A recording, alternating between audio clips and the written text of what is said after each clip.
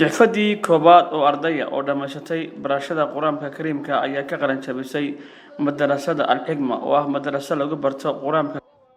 Waxa xafladan lagu caasimay waalidiin, cuqaal, waxgarad iyo mas'uuliyiin kale. Maamulaha madrasada Al-Hikma ee Buuhoole Cabdicasiis Bashiir Fahiye ayaa ugu horeyn madasha ka hadlay waxaana uu ka warbixiyay ardadan madrasada ka qalan jabisay. Waalidiin iyo mas'uuliyiin kale ayaa hadalka lagu soo dhaweeyay waxayna ku dardaarmeen kor loo qaado kitaabka Ilaahay iyo barashada Quraanka Kariimka. إن شاء الله قصة الله تاريخ المدرسة درس ولا يرى الحالة فري وحيد سنتها وحيد إلى الله بس أنا عيد سنتها هاي المدرسة قمت لقى أساسي أو ماشي لقى فري أو ماشي هو رسي بقى عند درس الله روحي وحيد ماشي هذا إن جونا مساجد كبيرة إن جونا بيت السادة ما يهدو من فريا أنتظر حريقاس أن مقارنة سان قرن الحياة طبعا أرضي هاي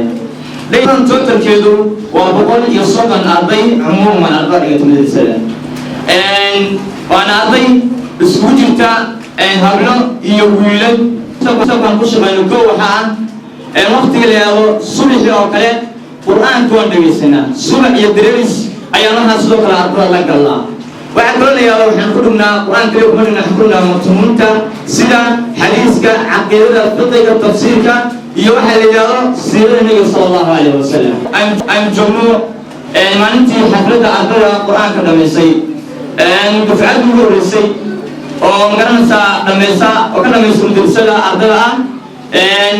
وحى يا الله وحى أرضني وحى القرآن كاي كجرين واحد جالس السنة أما السنة يبلغ يوجدين أنت أصلا والحمد لله إلى ما سبحانه وتعالى. برتو أدونك وحقوقنا كسن القرآن كريم كأه أو أساس كدين الإسلام كا إلهي النبي صلى الله عليه وسلم حليه هي خيركم من تعلم القرآن وعلمه كيدنكو خير كبدني وحويا قف كبرته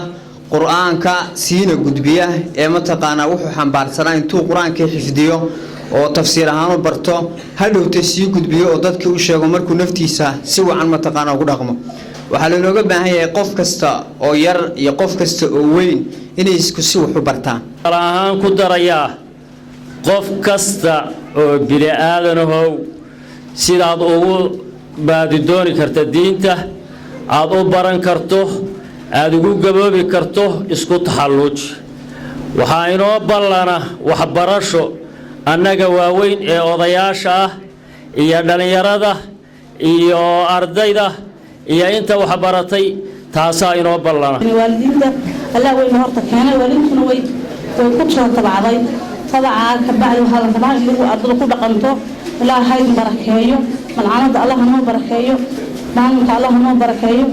waxa weeyaan marka aniguna ardayna waan hay waxaan ahay kala waalid arday dhigata أنا من أبيض بنك والد كذا مجرى. حفظ ونكسر الحوار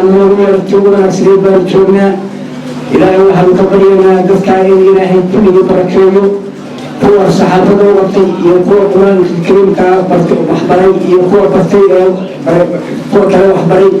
وحمد الله يبرينا إنه دفكار بركينه.